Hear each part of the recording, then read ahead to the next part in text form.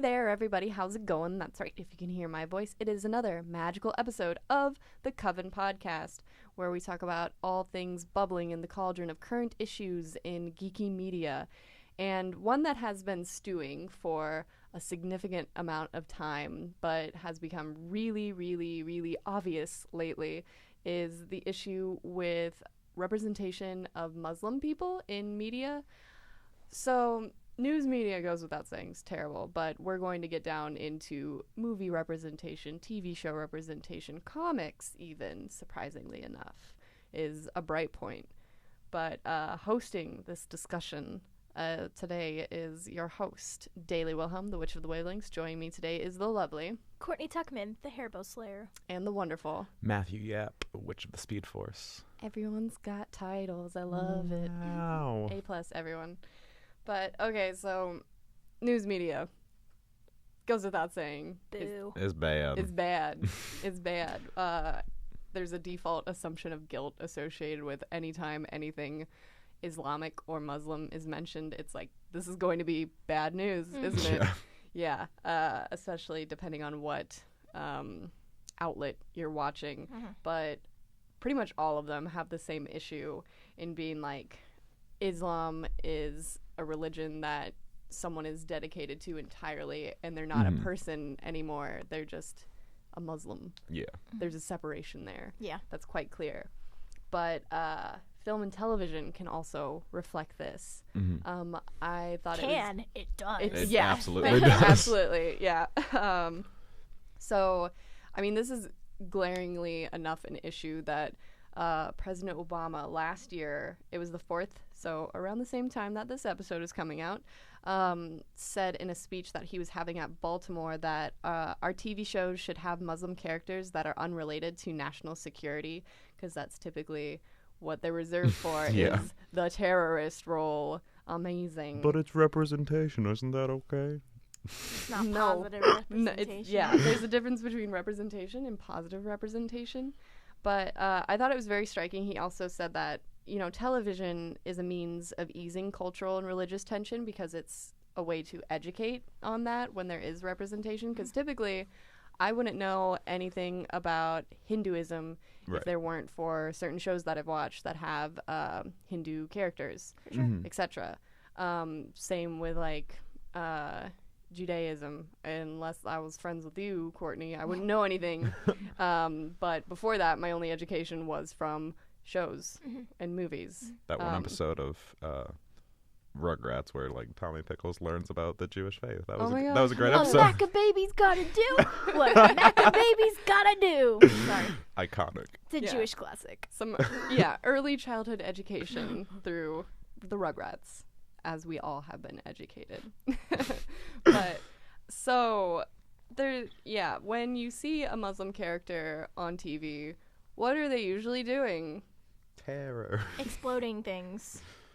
Yeah. Treating their daughters poorly, honestly. Yeah, that too. Usually, probably the TV shows that have the most like Muslim representation are shows that deal with national security, like Homeland or 24 or Tyrant, which is specifically about Muslim people. Yeah.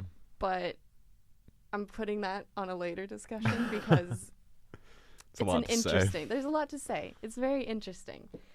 But so especially in shows like Homeland and 24, it's like dealing with issues that are current, meaning like relationships between the US and the Middle East. And it seems to default like Muslim equals enemy, which is problematic in itself. Right. It's very problematic rhetoric. But at the same time, the executive producer for some of these shows, Howard Gordon, specifically he produces 24, Homeland, and Tyrant, he says that we need to present American and other Muslims as characters other than terrorists. Most is a great resource to get writers and content creators to think about incorporating Muslims into storylines in novel ways and to encourage more Muslims to participate in storytelling in the media. And it's like, but you're not doing that. Yeah. Yeah. I don't know what he's trying to get at here, I guess. Like, yeah. I've heard that, like, in my screenwriting class, we have a whole lesson on, like, representation of people in color. And part of it is that, like, part of it comes down to, like, the screenplays and, like, well, you know, screenwriters need to write in more parts for Muslim people or other people of color, and the general screenwriters rebuttal to that is, well, there just aren't enough, like, Muslim actors to do that. But then it's this cycle that's like, well, if first of all, you can find a Muslim actor, and they're talking about well-known Muslim actors, right? Because they, you know, for writing a movie that has, like, $1 million budget, you know, it's a bigger risk to settle on someone who is unknown versus someone who is known, right? But it's just this cycle then. So it's like, so then Muslims are then kind of, like, discouraged to try out for acting or other things like that, because they're like, oh, well, there are no parts for me and there never will be. So then it's just, like, this vicious cycle.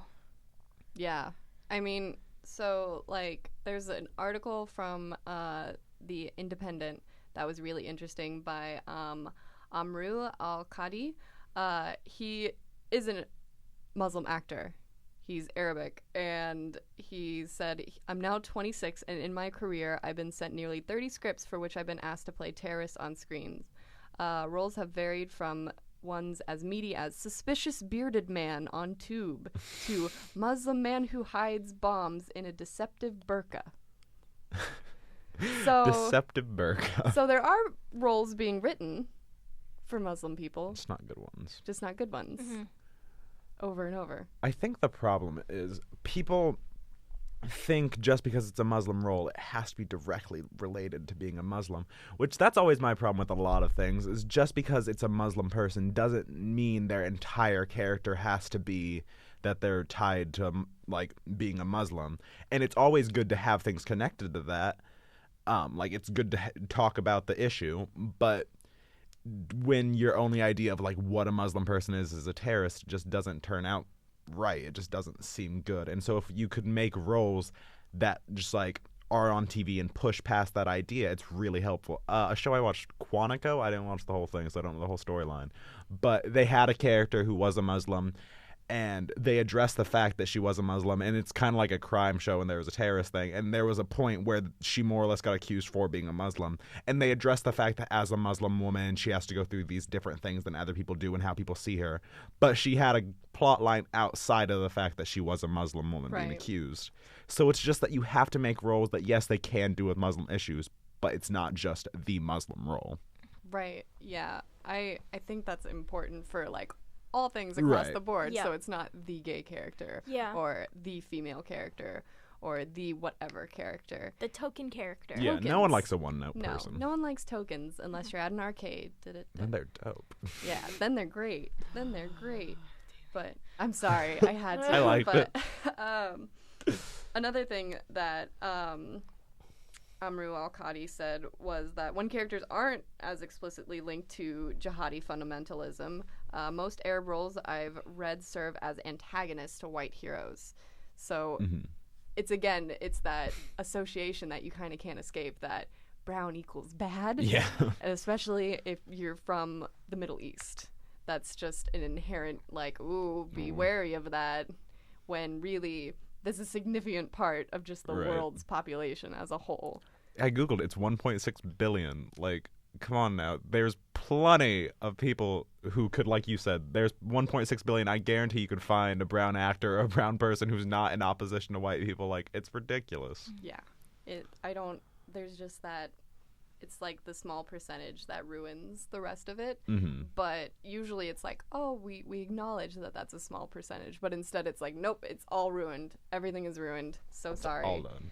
But it was really interesting that how this person talked about what's really frustrating for Arab actors is that the industry is really unforgiving as a whole, and there's even more critical issue that the fact that nearly zero Arab and Muslim identities are portrayed as three-dimensional.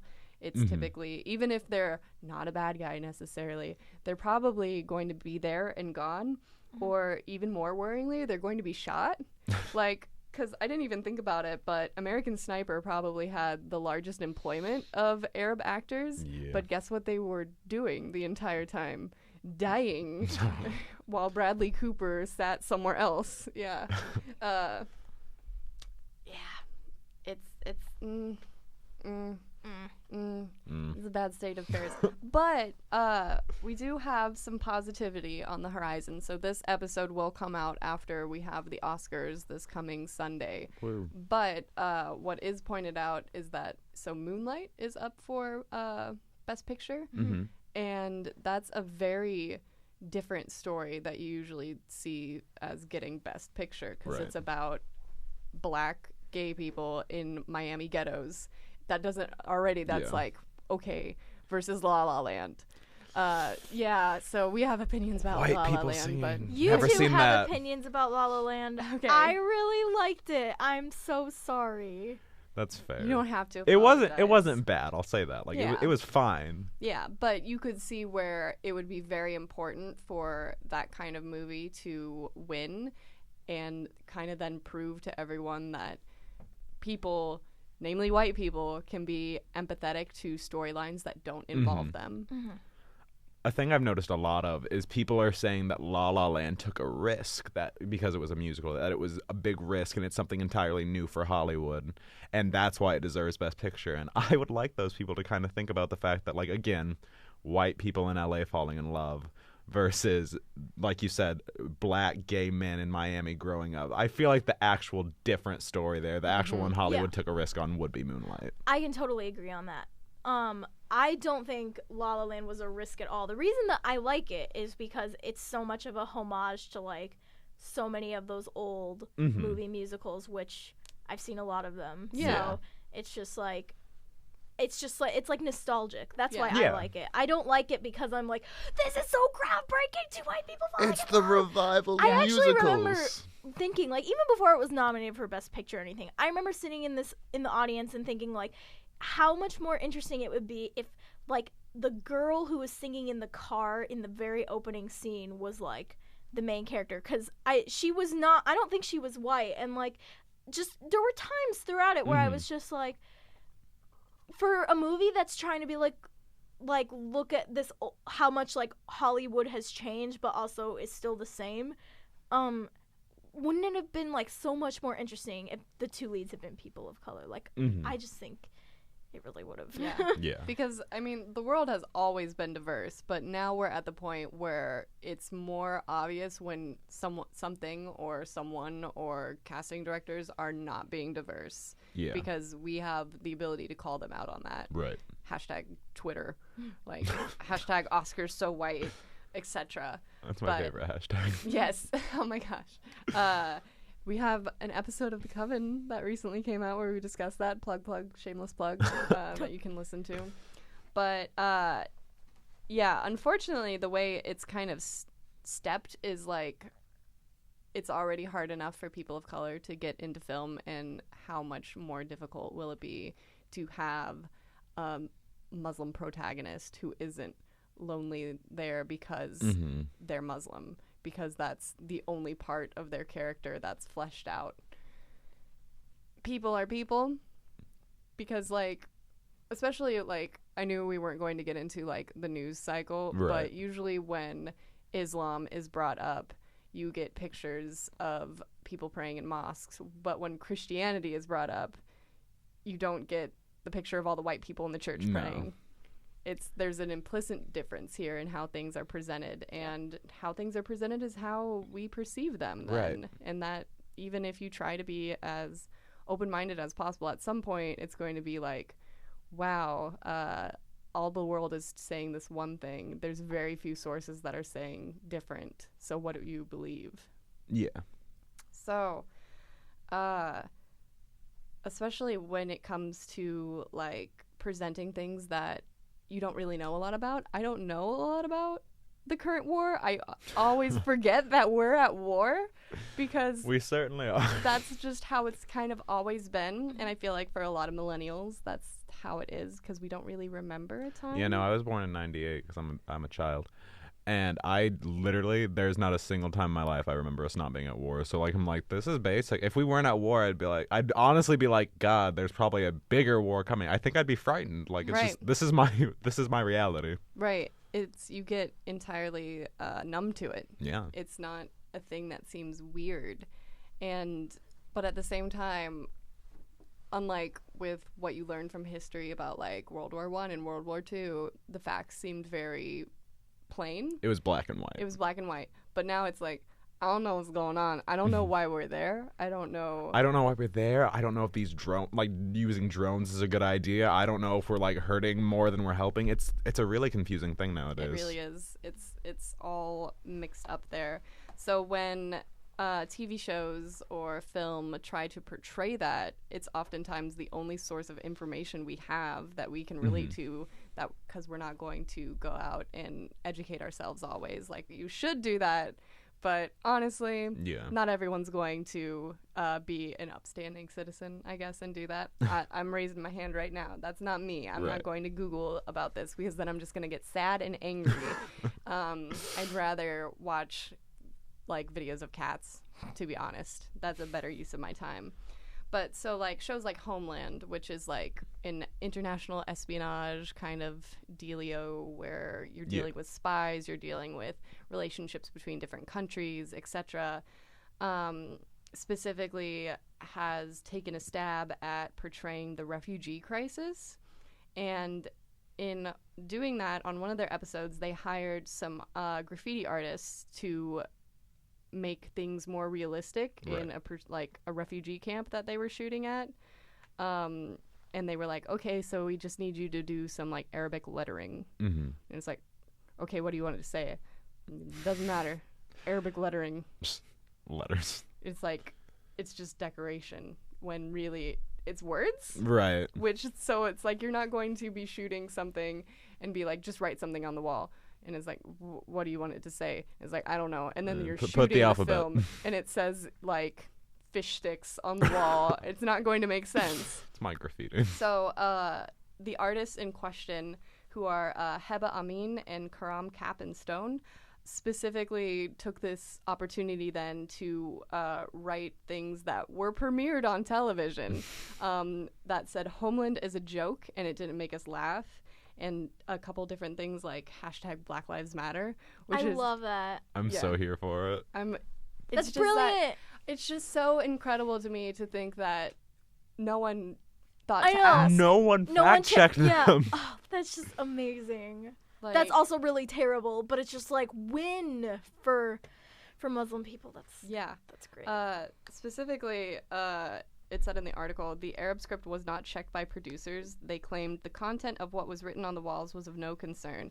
In their eyes, Arabic script is merely a supplementary visual that completes the horror fantasy of the Middle East, a poster image dehumanizing an entire region to humanless figures in black burqas, and moreover, this season, to refugees. So, yeah.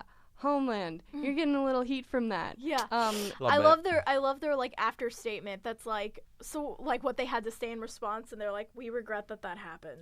Yeah. They're not like, oh, we're gonna try better from now on, or it's just like, we regret we didn't get anybody to check that. Yeah. It's hardly even we regret like not getting someone to check that. It's like we regret that it was able to premiere and that someone called us out on it. Like, we'd never figured that someone would be able to read that, you know? What? People actually read Arabic that was language? A language? What? It's just scribbles, right? No. Squiggles and dots, who knew? Oh my gosh. It's, amazing. It's like, it reminds me of when people get tattoos of Chinese lettering and they have no idea what it says. Yeah.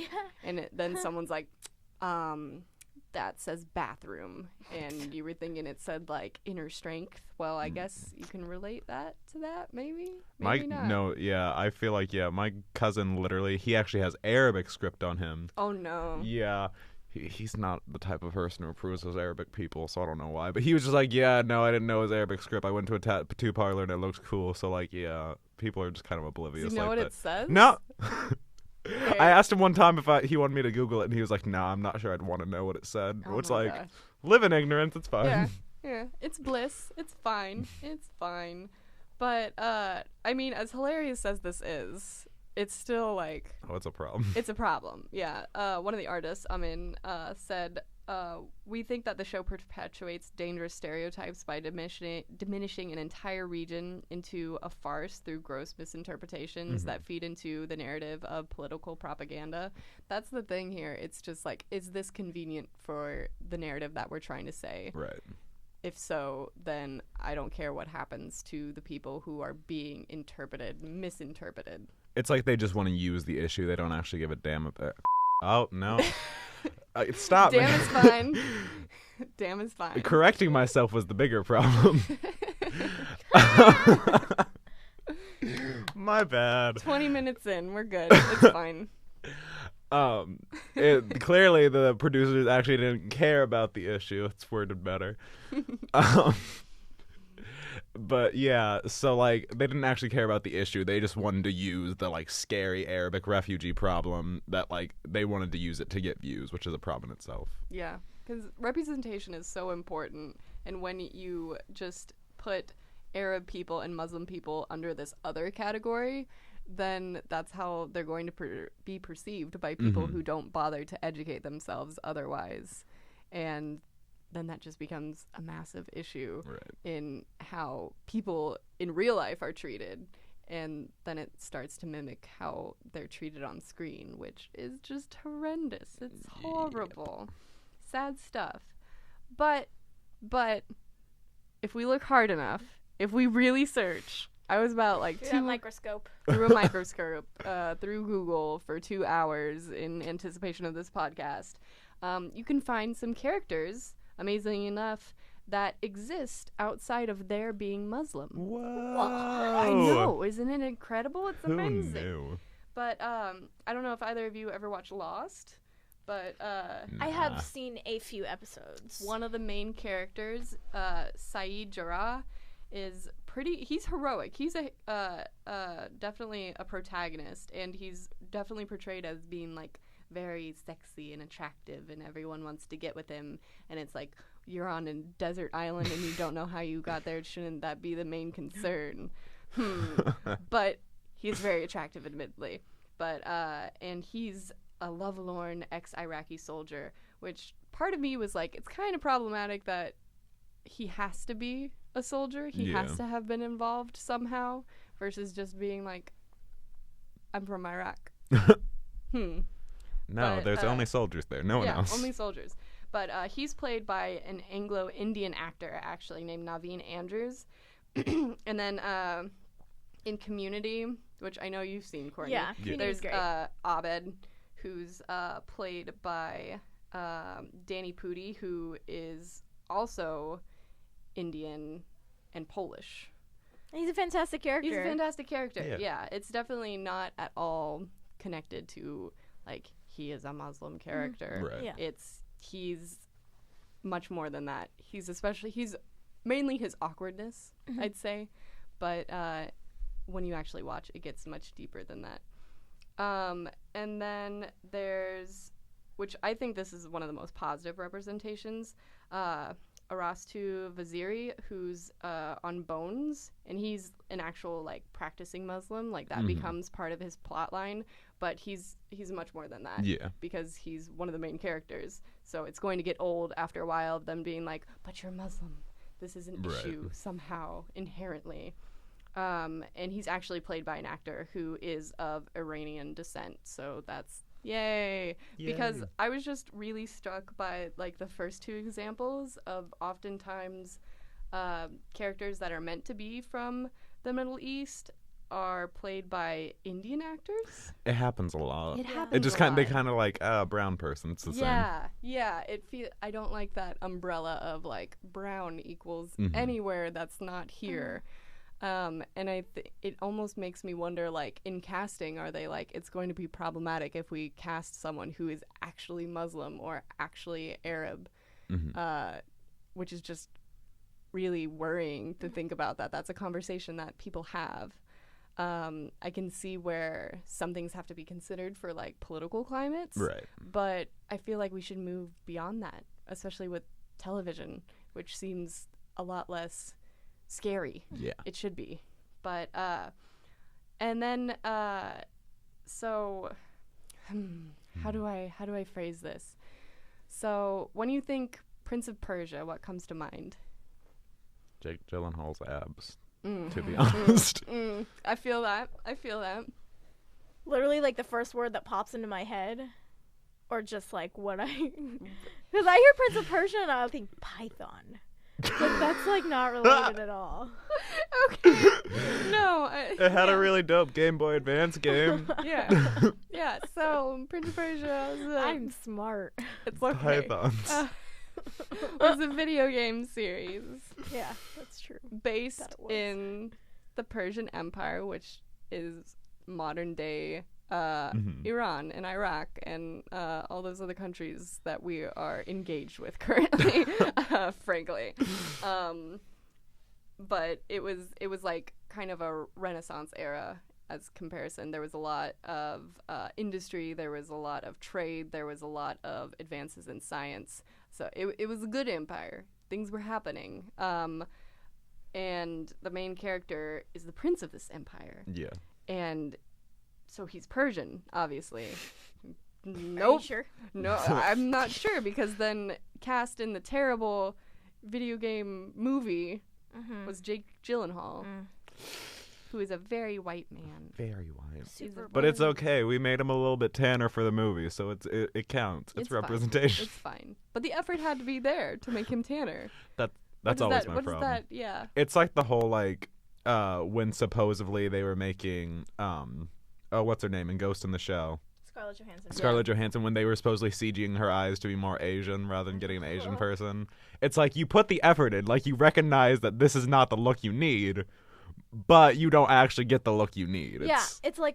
It's like, you guys could save money on CGI by hiring an actual Asian person, and also probably you could just save money by not hiring Scarlett Johansson, because she's probably quite expensive. Way more expensive. And same with Jake Gyllenhaal. Like, I mean, he's not Scarlett Johansson, but, like, come on, you gotta give him a couple spray tans when you could have just got someone who's already got the complexion. Right. So I guess there is the argument that you're going to hire well-known actors, because not everyone's going to go see a movie with it goes back to that. Some no-name person who is of the right ethnicity for the part, but no one's ever heard of them. Mm-hmm.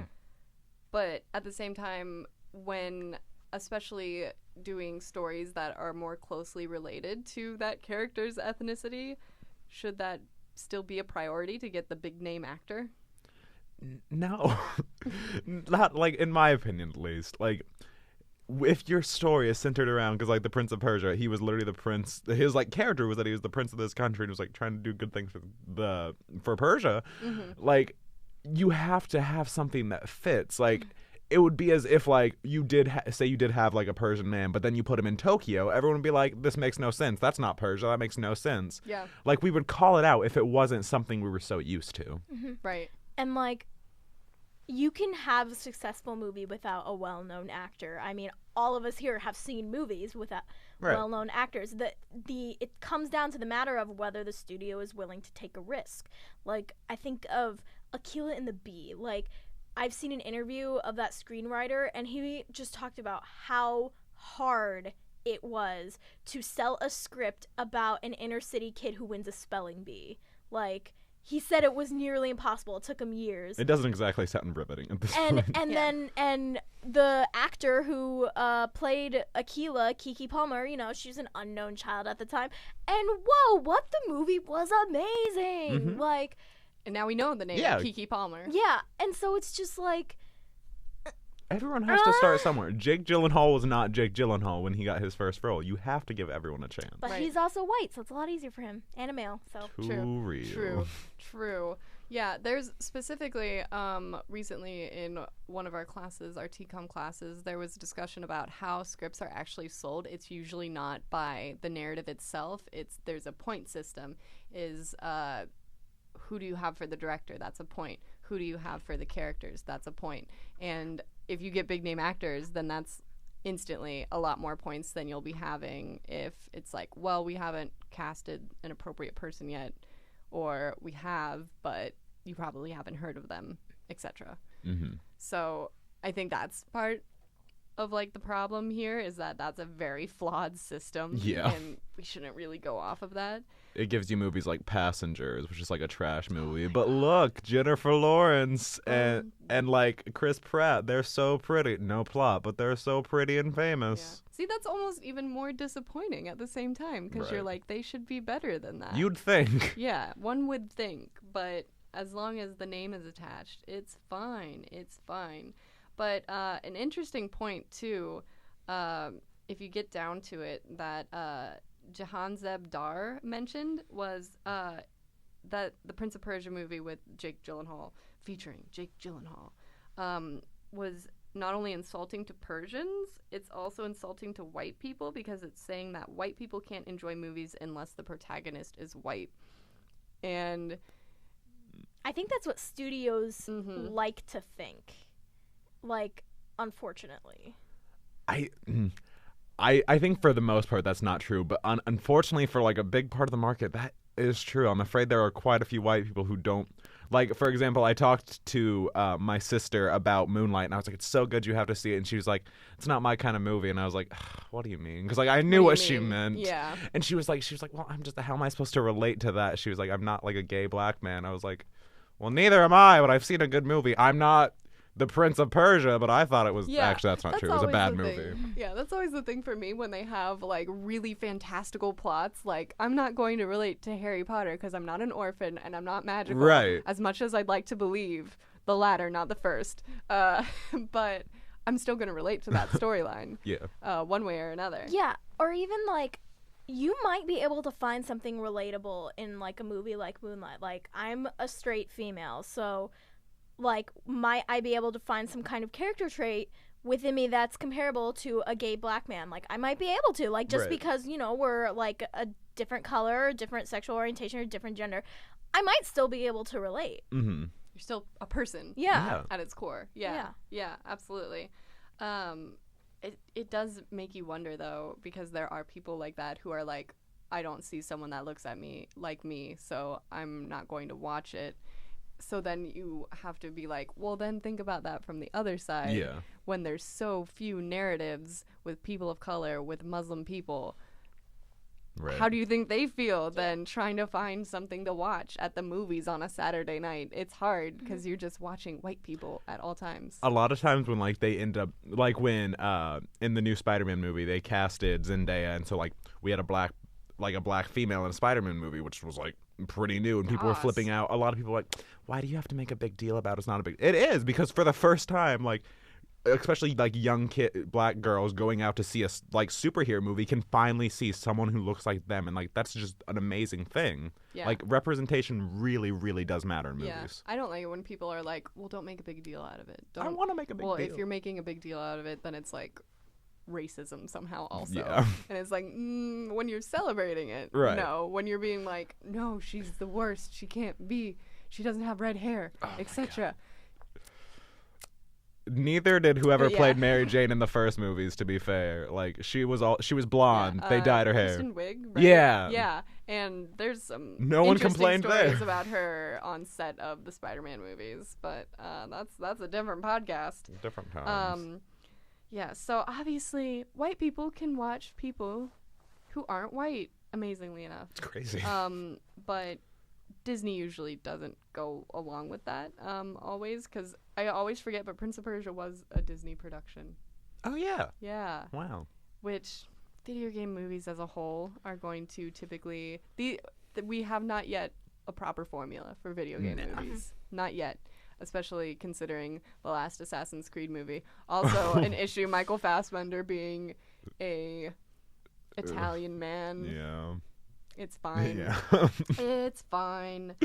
But another point about Gyllenhaal, which Jonathan Curiel mentioned that I really liked, there's something disjointed about an entertainment franchise built around Persia, i.e. the empire that spawned Iran, whose main character is non-Persian.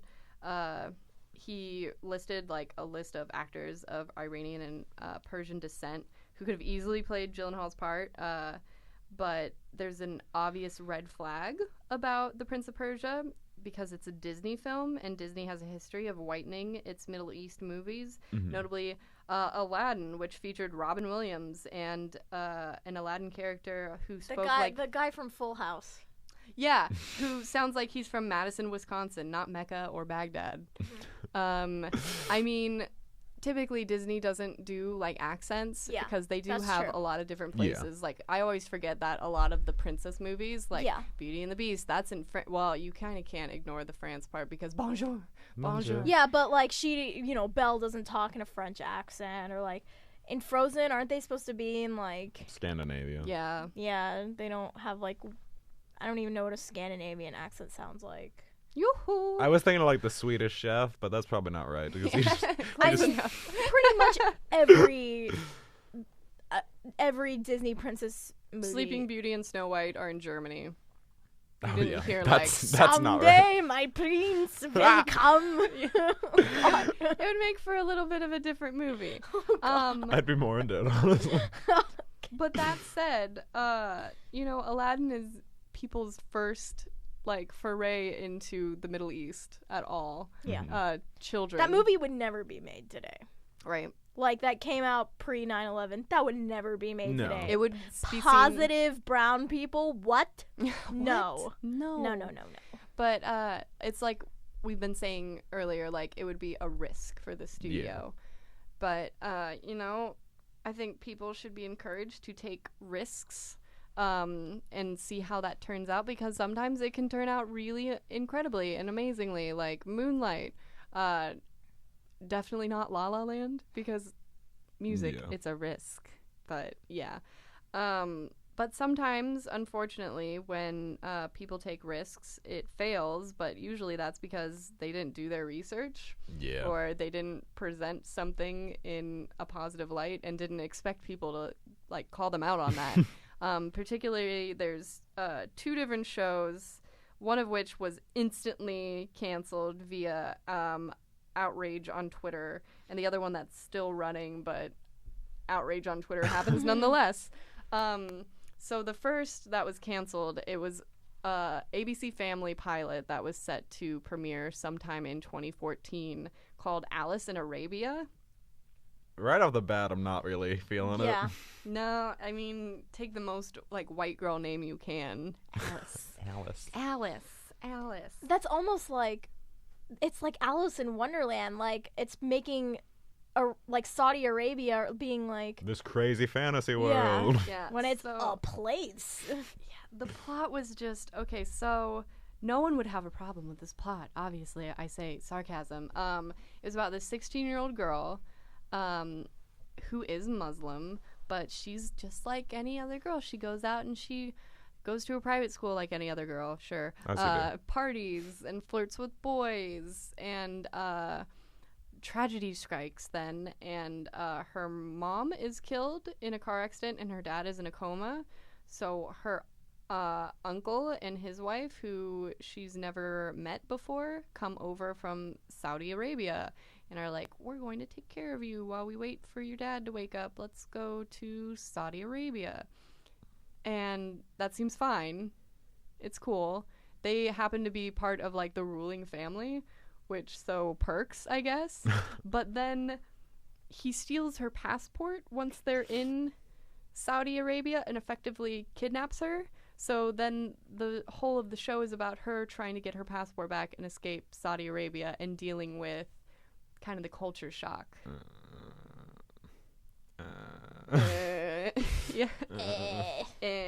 So basically, you have these, like we said, like Saudi Arabia, this crazy fantasy world. Someone just shows up from Saudi Arabia, kidnaps an American girl, and like again, it's just like there's no reason really. That could have been like a neat idea if it was maybe from like anywhere else in the world, but like again, with the way things already are, where people have this like terrifying idea of what Muslims are, to be like, yeah, we're gonna play up on the fact that like the practicing Muslims are the bad ones. Like it looks bad. Yeah, it kind of essentially, the plot serves as a platform to point out how different the Muslim world is and how much it hates America, apparently. Yeah. There's a lot of different points just in the first script that was like, Muslims are very extreme, they don't drink. And this is framed as very extreme. But and the script also describes veiled Muslim women as completely formless, anonymous. One female character who's supposed to be sympathetic is describing her lavish home and says it's worth having to wear a silly veil while outside. There's a lot of points where it's like there's an internal struggle on the simple dichotomy between identities that are American and then identities that are Muslim. And nearly every devout Muslim character in the show opposes American ideas, and then vice versa, because we as Americans can't be open-minded, because obviously they can't. Sarcasm. I'm worried because I feel like I need to say that because there are people out there who are like, no, yes, absolutely. Right. But this got axed pretty quickly. There were some like cultural errors too, like that just things were called different things. Someone was named after a Hindu goddess despite her being Muslim. Yes. It's all brown people. It's all the same.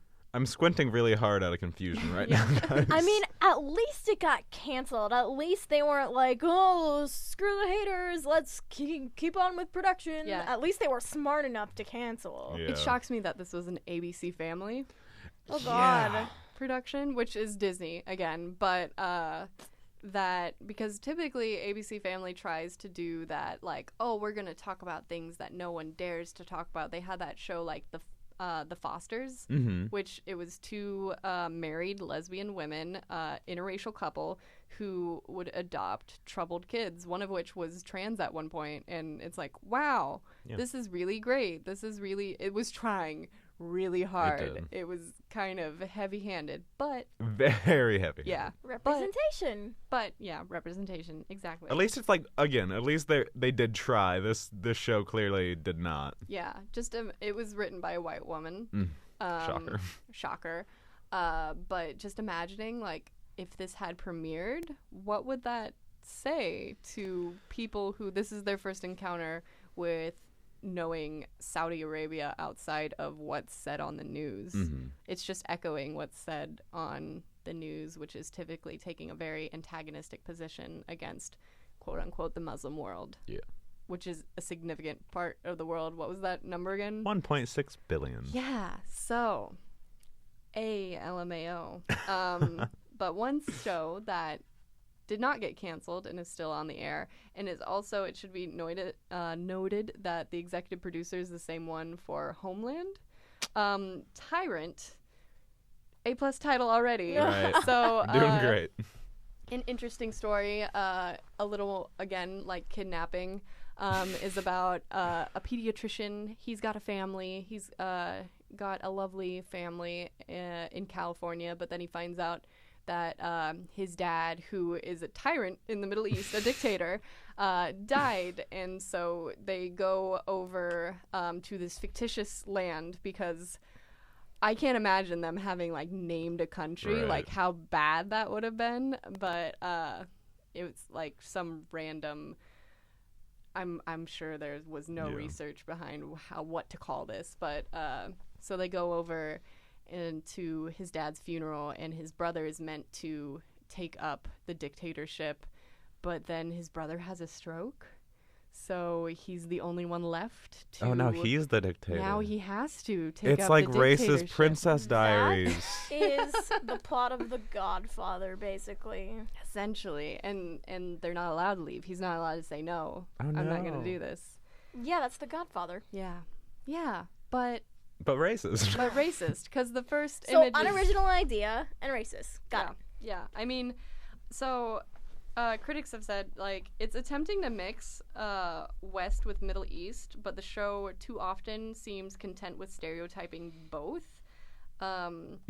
If Tyrant is meant to expand on the portrayals of Middle Easterners in peripheral stories like 24, it really fails. Yeah. Because a lot of the initial scenes in true form as trying to be shocking, as a lot of dramas are trying to do, but where it fails, as seen with, like, a lot of the outrage about the recent Game of Thrones abuse of rape, That's one of the first things you see Yeah. of this fictitious land is someone getting raped.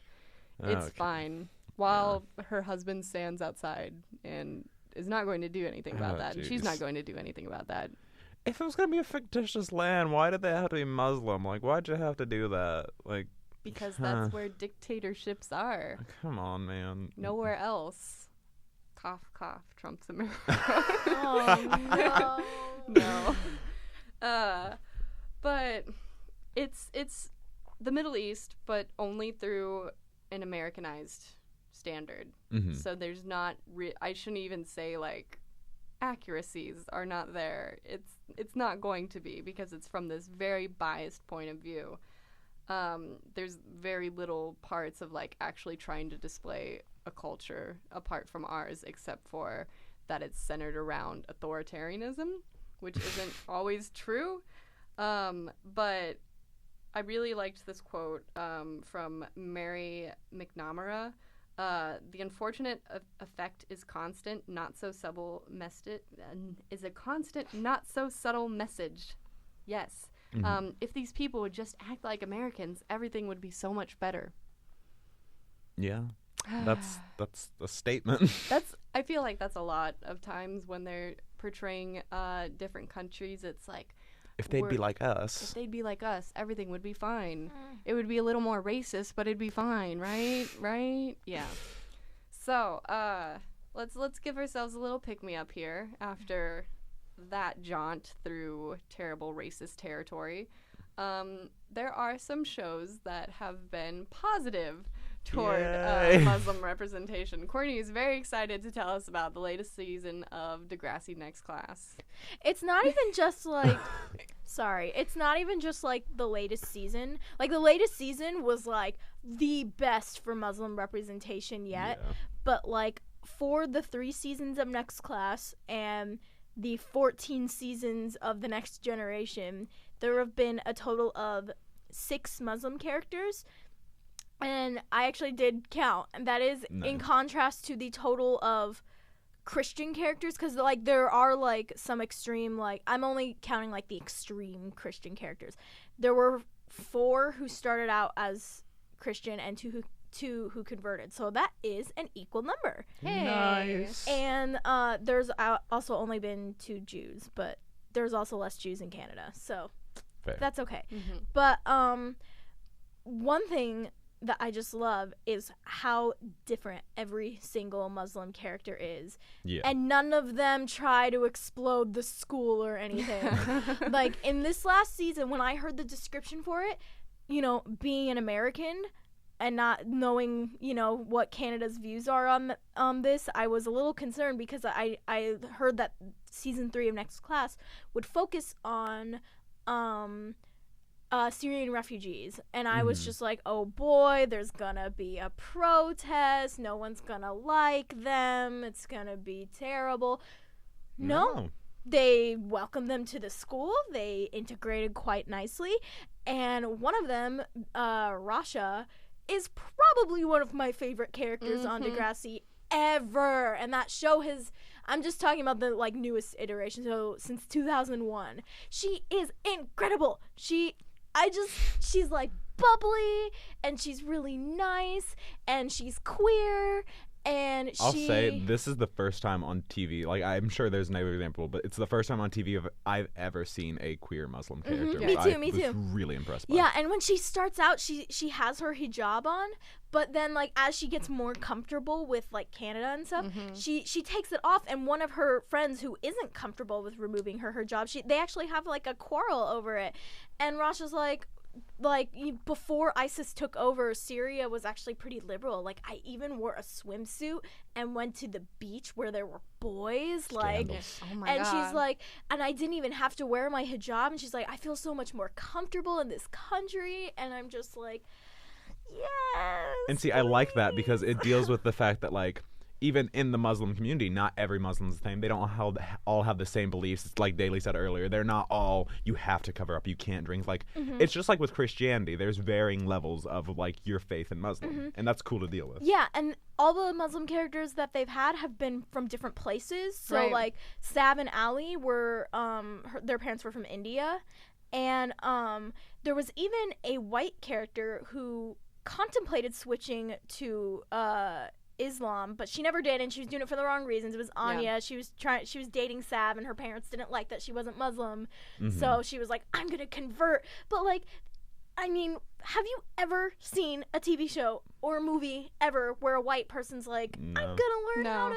Yeah, no. If I you remember don't. correctly, yeah, like, she actually studied the Quran, like, Yeah. knew a bit. So, like, Yeah, she did. Yeah, and that didn't impress Sav's parents at all. But nevertheless, I mean, we've seen. So, like, Sav was very studious, but he played music, and he had to learn how to stand up to his family. Ali, she was kind of loose at the beginning, but then that never really changed.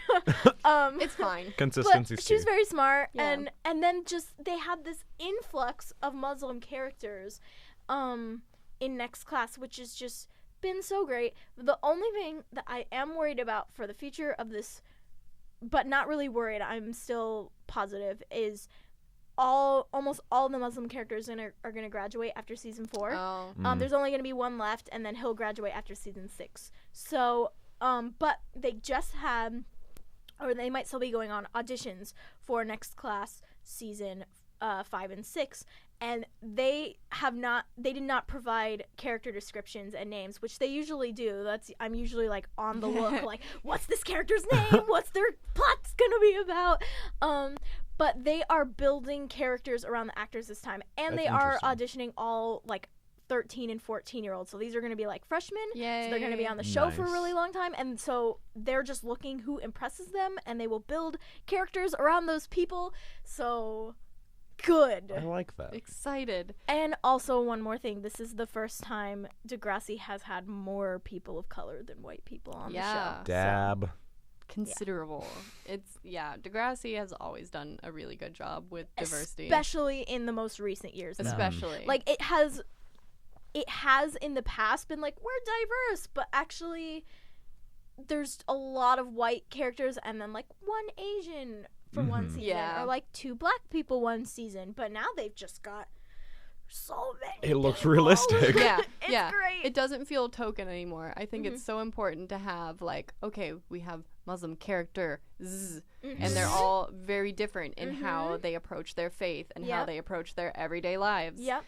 And Asian characters, and they're not just like Asian, like one's Korean and one and so like, and they actually like talk about that, and an Argentinian character and multiple black characters and a Jewish character. Whoa. I love it so much. I'm really happy with Degrassi lately, especially solid. like I when you first introduced me to Degrassi, Courtney, I'm gonna admit I was like, this is very heavy-handed after-school special, but it got better, and I think it's important to kind of do that after-school special moment where it's like, we're going to talk about this. It's going to become part of the plot. Like the entire debate about whether or not wearing a hijab makes you like a good Muslim girl was. I did not expect to see that on television. Yeah. That kind of conversation. Yeah. And I mean, it has actually always been kind of a front runner in representation. Degrassi was the first television show ever to have a main character as a transgender person. Ever. In 2010. Yeah. Yeah. And the show aired in the middle of 2010. So, like, you know that was in pre-production for, like, at least a year before or so. Right. So, like, what? Like, I learned about, like, transgender people from Degrassi, so. Yeah.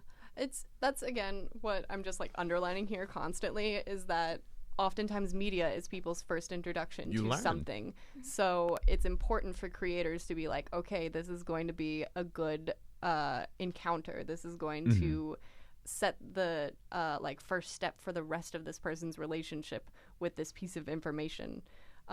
Because I feel like if people got to know Rasha from Degrassi, they wouldn't be like, all Muslim girls are like really oppressed and they have to wear the hijabs and they could not be gay. That's impossible. 1.6 billion people. There's not a single gay person. No. I really like that, like, even with her friend who wore the hijab, whose name is escaping me. Goldie, yeah.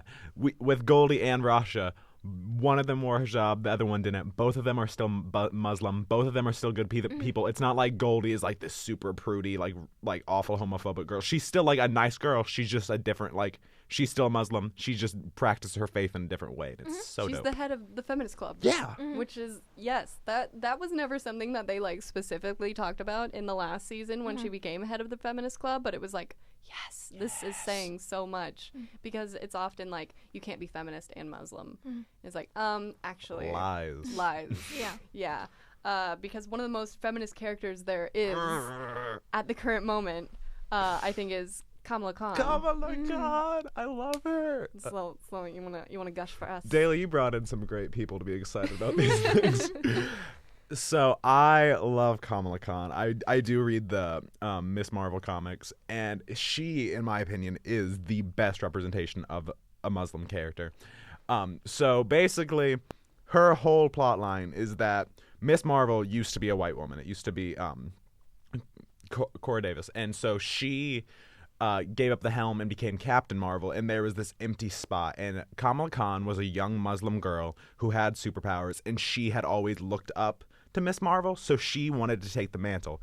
And basically the beginning of the comics was a lot of people not wanting her. A lot of people did not want a Muslim woman being their hero. They didn't want it. She lives in New York, and like there was a lot of fear towards her, and it was her dealing with that and having to like deal with what it's like to be a Muslim person and how like people have these implications of her. A lot of people thought they literally just didn't trust the fact that she could be a hero because she was Muslim.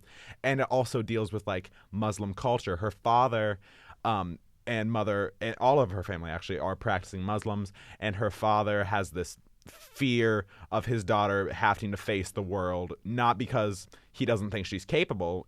He fears of what people will do to a Muslim girl in the world we live in, where like people fear them.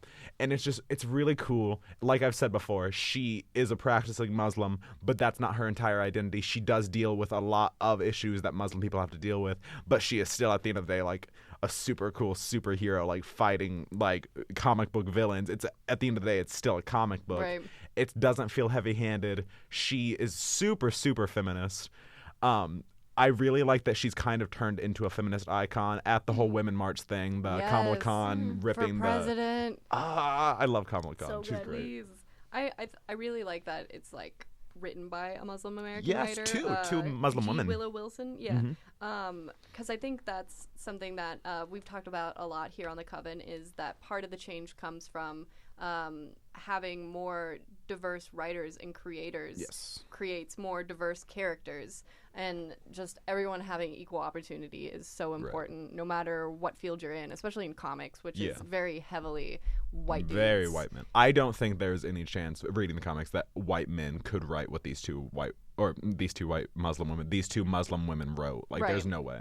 Right. It's like a story that I don't think a lot of people would consider like that it needs to be told, but now that it has been, I think it needs to be. Because we are living in a world with rampant Islamophobia, and I think we need as many positive representations of Muslim people, especially of Muslim girls, because that's the big thing that's happening. Like when something happens to a Muslim person, like the Chapel Hill shooting or current the travel ban, oftentimes we see these things coming out where daughters are texted like, you can stop wearing your hijab if you want, you should probably do that.